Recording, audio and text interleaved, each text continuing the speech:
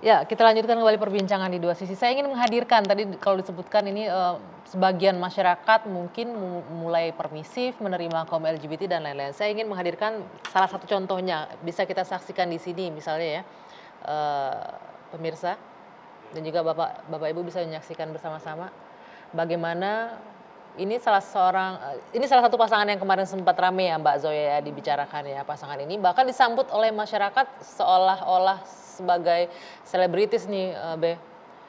Jadi seleb di sosial media dan akhirnya masyarakat seolah-olah yang mengeluh-elukan dan Saya menerima. kasih komentar sedikit.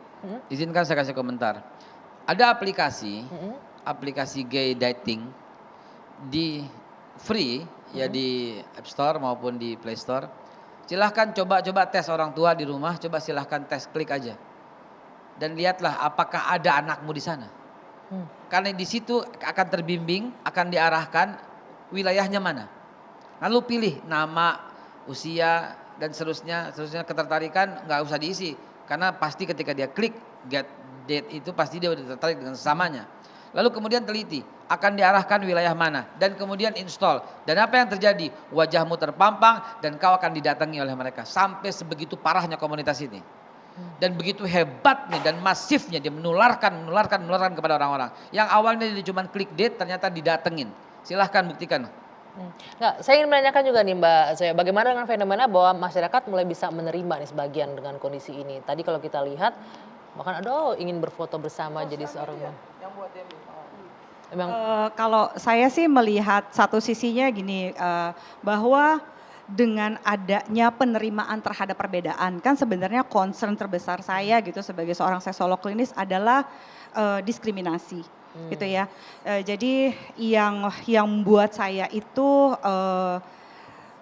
diskriminasi itu kayak gini, seolah-olah pertanyaannya gini, kalau saya yang menurut saya ya gini, apakah ada orang yang lahir ingin berbeda gitu ya. Kadang-kadang ada yang memang merasakannya dari kecil ini terlepas dari mereka-mereka yang memang ada proses-proses lain ya selain memang dia sudah dari kecil merasakan bahwa saya memiliki keinginan seperti ini, ketertarikan gitu ya, orientasi tersebut gitu. Tapi lebih dalam daripada itu bahwa apakah seorang manusia tidak berhak untuk diperlakukan sebagai manusia hanya karena dia punya orientasi seksual yang berbeda.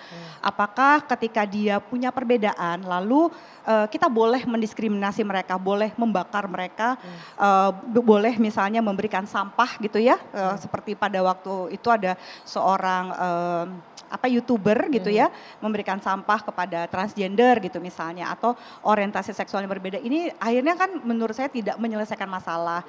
Ya kalau misalnya kita mau melihat bahwa bagaimana dengan menghargai perbedaan, bagaimana dengan ada banyak hal yang mungkin saya juga belum mengerti, ada yang mesti saya pelajari gitu.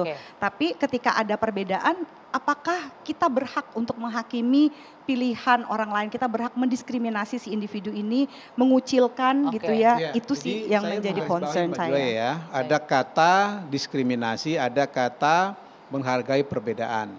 Apalagi tadi, ada banyak diksi yang menurut saya ini harus kita diskusikan lebih jauh ya. Mengapa? Karena pertama dalam konteks perbedaan jenis kelamin laki perempuan, nah inilah yang saya katakan tadi, naluri manusia berpasang-pasangan, berbeda pasangan menikah secara sah. Itu kan perbedaan tuh. Dan justru inilah yang menghindari diskriminasi. Nah sekarang pertanyaannya, bagaimana tentang penyimpangan seksual? Bukan begitu ya? Dalam konteks Fatwa 57 2014 tadi saya mengatakan dengan tegas, mengapa Islam mengharamkan? Karena di situ ada pesan yang sangat suci. Apa pesan sangat suci? Agar manusia hidupnya aman, damai. Jadi begini loh, pikiran kita itu begini. Ini sekarang ada 97 juta, 97%, 270 juta. Ya kan? Mungkin ada 3% yang katakanlah 3% Pak. Ya Pak. Pengidap penyakit ini ya. 7 juta. 7 juta, oke. Di Indonesia 7 juta. Ya oke. Jadi berapa persen kira-kira itu? 3% kurang lebih itu ya. 3%. Jadi logikanya begini. Logika yang 90 sekian persen itu jangan dikorbankan itu loh. Tapi 3% ini harus kita terapi sama-sama. Punya hak kemanusiaan, punya harkat martabat, punya segala macam yang harus kita angkat.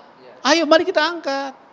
Nah pemerintah jangan saya setuju dengan Mbak Boleh. Haikal, pemerintah jangan melakukan pembiaran. Oke. Dan kita dari MUI juga tidak akan melakukan pembiaran. Oke. Saya terus terang ya, pernah diteliti oleh seorang mahasiswa, datang kepada saya.